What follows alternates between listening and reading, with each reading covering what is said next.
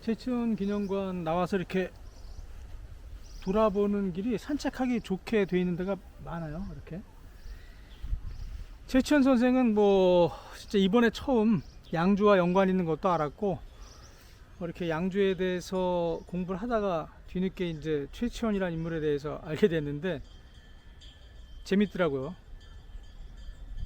이분이 857년에 태어났다고 하더라고요. 그러니까 꽤 옛날 분이죠. 그런데 재밌는 게 이제 그 당시 최치원이 육두품이라 아버지가 신라 국내에서의 그 출세할 수 있는 방법은 너무 힘이 드니까 그 기득권 세력에 진골들한테 막혀서 어려우니까 이제 육두품 수재들은 이제 최치원 말고도 이제 많이 유학을 왔었던 것 같아요. 여기에서 이제 그 유리벽을 좀 깨고 올라간다는 취지겠죠. 그런데 이 10년의 기한을 준대요, 당나라가. 그리고 당나라가 우리만 받은 게 아니고, 물론 신라 유학생도 많지만 주변국에서 다 받았던 모양이에요. 그러니까 여기 왔던 유학생들은 사실 굉장히 국제적 안목이 좀 커질 수밖에 없죠. 그 옛날에 그 다른 나라에서 온 학생들하고 같이 섞여서 공부한다는 게 굉장히 재미있는 일 같아. 발해 유학생이 왔다고 그래요. 발해도. 발해하고 신라의 관계를 최치원을 통해서 조금 엿볼 수 있었는데, 최치원 선생이 급제하기 2년 전에 오소도라는 이름의 발해 출신 학생이 장원 급제를 했대요. 그 빈공과라고 따로 이제 외국인 유학생들만 시험 보게 해서 이제 관료로 진출시키는 시험이 있는데, 거기서 하여튼 진사 시험이죠. 하여튼 발해 출신이 그러니까 전체 1등을 한 거 아닙니까?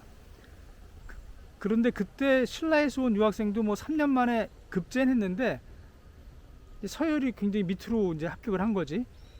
그래서 신라 사람들이 자존심을 많이 상했다. 그 최치원 선생이 이제 그 얘기를 썼는 모양이에요. 어딘가에.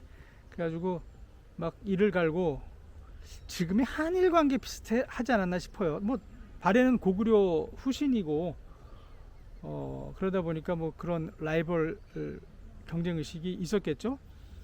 그래서 최치원이 2년 후에 이제 그 장원급제를 하고 드디어 이제 한을 풀었다는 식의 또 글을 남겼다고 하더라고요.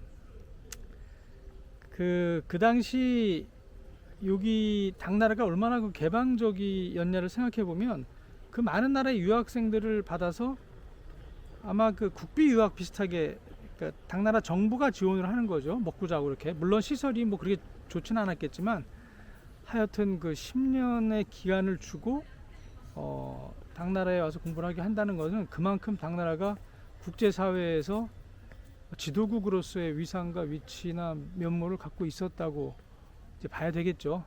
그래서 이제 그런 차원에서 당나라가 그 당시 얼마나 그 화려한 문명과 함께 포용력 있는 그런 외교 정책, 그리고 이 동아시아 전체에 끼치는 영향력이 얼마나 컸는가 알 수 있고, 신라는 거의 제후국 수준이 아니었나라는 생각을 하게 됩니다. 뭐 이렇게 발해와 신라의 라이벌 관계 얘기를 듣고, 당시 뭐 우리 입장은 발해든 신라든 다 우리 선조로 생각하잖아요. 이상한 게 없고 그냥 자랑스럽죠. 발해에서도 1등하고 신라에서도 1등하고, 뭐 외국에서 온 유학생이 한 2, 3천 명은 된다는 것 같은데 그 중에서 이렇게 1등하는 게 쉽겠어요? 그런데 중국 사람들이 우리 남한산성을 보면 뭐 그런다 그러더라고.